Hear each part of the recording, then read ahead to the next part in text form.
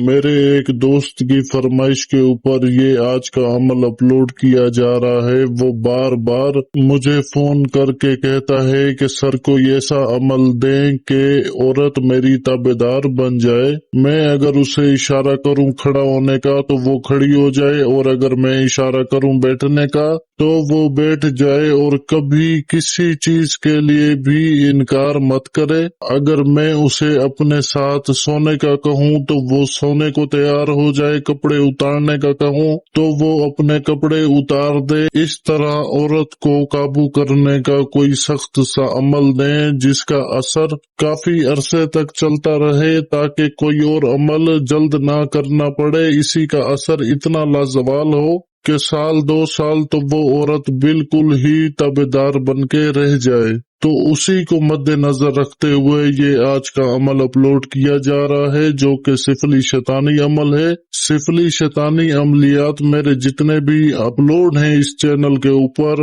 अगर आप उनको करते हैं तो वो आप अपनी जिम्मेदारी पर करेंगे, क्योंकि मैं बरी जिम्मा हूँ। मेरा काम है अमलियात आप लोगों तक पहुँचाना।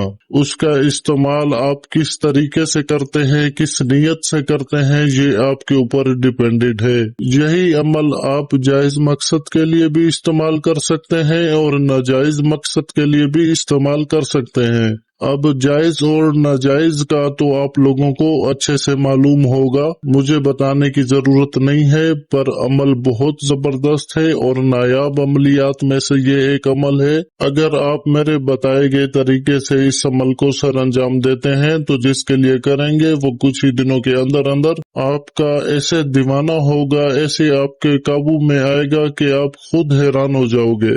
तो वक्त का जिया किए बगैर चलते हैं इसके तरीकेकार की तरफ। ये जो नक्श स्क्रीन के ऊपर देख रहे हैं, आपने सफेद कोरे कागज के ऊपर काले मार्कर से 9 चंदी जुमेरात को ईशा की नमाज के बाद मशरिक की तरफ मुंह करके बैठकर सबसे पहले 21 मरतबा आयतुल कुर्सी पढ़ें और खुद के ऊपर दम कर दें। उसके बाद जो स्क्रीन के ऊपर नक्श दिखाया गया है, ये नक्श आपने बिल्कुल जैसे मैंने बनाया है ऐसे ही बना लेना है। इस तावीज की कोई चाल कोई तरतीब नहीं है, सिफली शैतानी अमल है। जो तलिस्मात लिखी हुई है आपने बिल्कुल अपने पास सफेद कोरे कागज पर काले मार्कर से बिल्कुल ऐसे ही बना लेना है। और नीचे देखें जो फलां बिन फलां लिखा हुआ है, पहले फलां बिन फलां पर उसका नाम लिखें, औरत का नाम और उसकी वालदा का नाम। औरत और औरत की माँ के नाम के बीच में बिनते लिखा जाता है, और मर्द की माँ के नाम के बीच में बिन लिखा जाता है।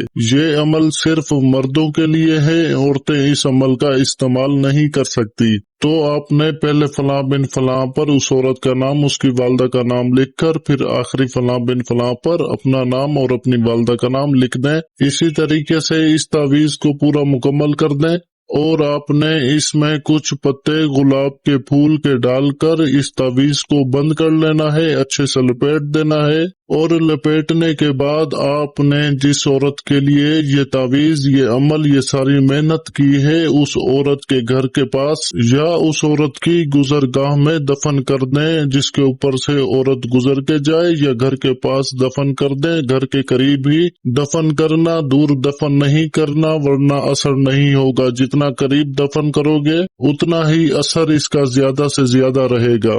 ये अमल पूरी जिंदगी के लिए नहीं है, इसका असर साल 2 साल ही रहता है। और अगर आपको इसका असर जायल करना हो तो दोबारा से उस तावीज दफनिया को निकाल कर किसी भी बहते हुए पानी में बहा देना, तो इस तावीज का असर जायल हो जाएगा। उम्मीद है आपको सारी बात समझ आ गई होगी। अगर बीच में किसी बात की समझ ना आए तो इसी वीडियो के कमेंट में कमेंट करके पूछ सकते हैं, गलती की बिल्कुल गुंजाइश नहीं है। बाकी इस अमल की इजाजत के लिए मेरे चैनल को सब्सक्राइब करके वीडियो को लाइक और शेयर कर दीजिए, तो मेरी तरफ से आपको ये अमल करने की इजाजत है। जज़ाकल्लाह खैरा कसीरा। अल्लाह हाफिज।